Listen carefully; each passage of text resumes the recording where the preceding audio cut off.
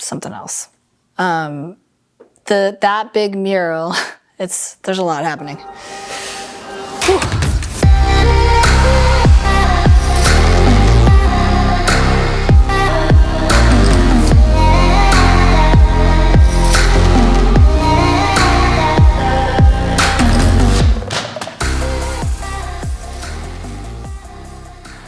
I'm Erin Shigaki, and I think of myself as a public artist, an activist, and a community story keeper for my community.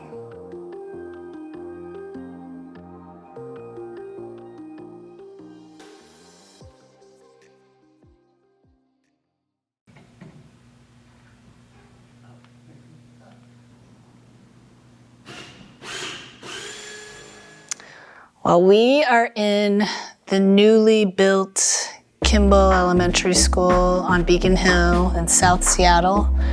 And we're in the library, and I am installing a piece that's going right above the art room, which I think is like a nice, tight intersection of things that I love.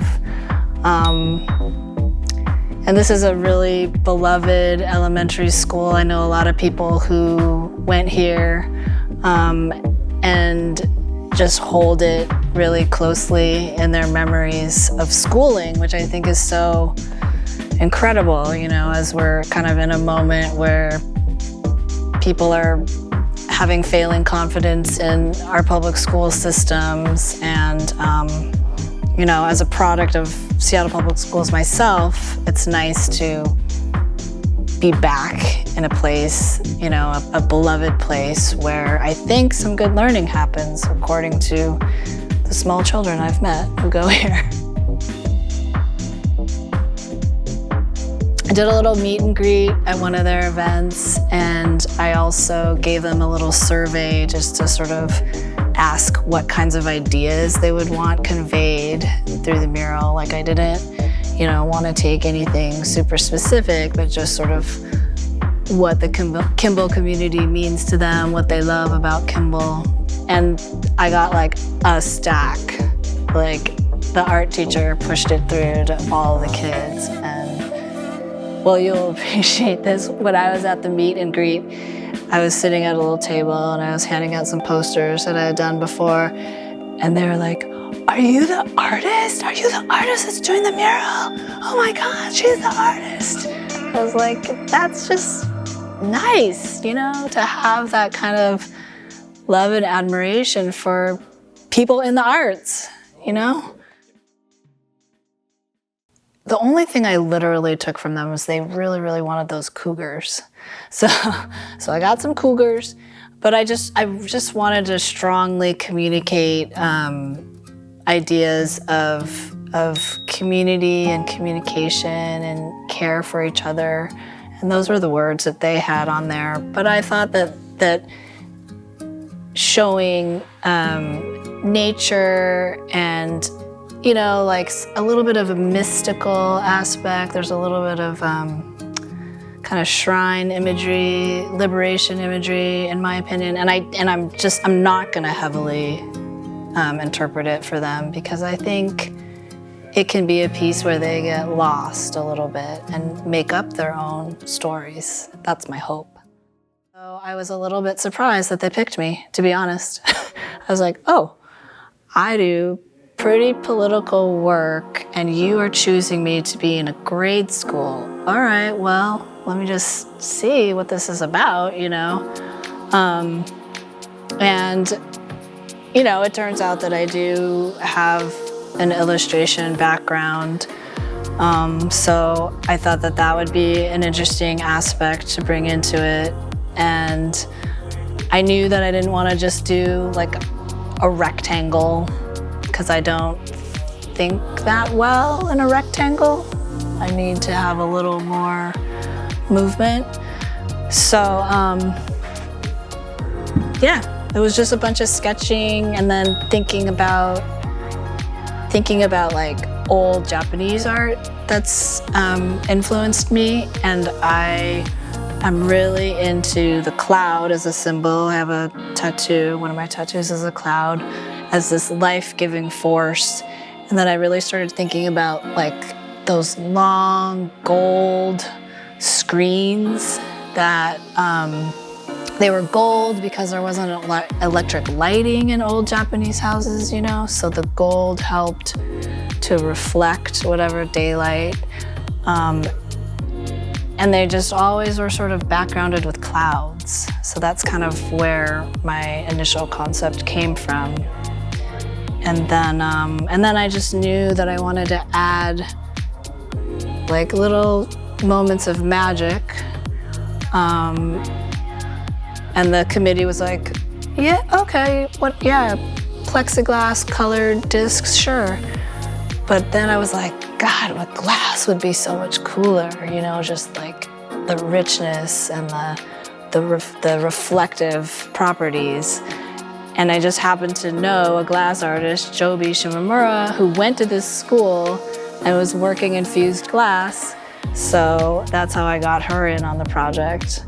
And then my buddy Joel Kikuchi, who you also know, was, you know, the master of getting my crazy shapes cut. And I kind of handed him some like regular cloud shapes, and he was like, you know, my machine can cut any shape you want, anything. And I was like, okay, I'm gonna take that as an invitation to just like go a little weirder. And there you have it.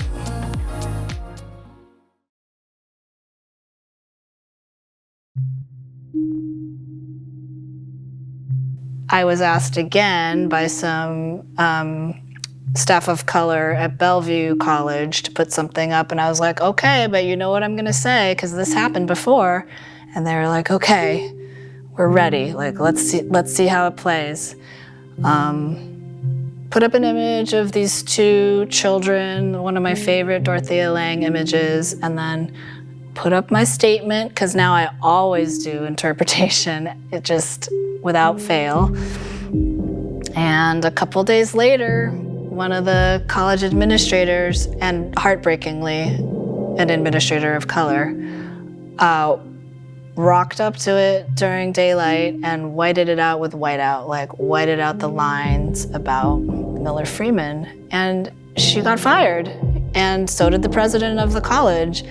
And they wanted to control the narrative, but my community came and had a healing ceremony, and it was incredible just to be in front of everybody receiving their support and, you know, like helping me get through. Like, I was kind of messed up from it for a while. I was like, oh, our whitewashed history is being whitewashed again in 2020. What is going on? You know, like, how unwell is a community that allows this to happen?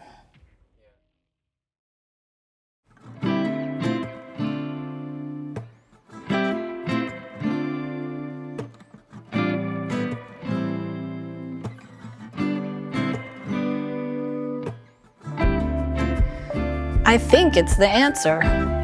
If we could just realize and work together, if we could just realize how these patterns are repeating, you know, and that we will function better coming together versus, you know, staying separated. And that there's, I don't know, it's almost like my community forgets that our mass incarceration is part of a larger thing that's happening. You know, like, how could you separate yourself from, you know, the carceral industrial system? Like, we were mass incarcerated, everyone. But somehow, you know, in the framing, in the whitewashing, in the erasure, a lot of people in my community think it's just like we're separate, like it's different. It's not the same. It's not the same as what's happening in the detention system. It's not the same as what's happening in the prison system. it blows my mind. It's so right there in front of me, like I just see it all laid out.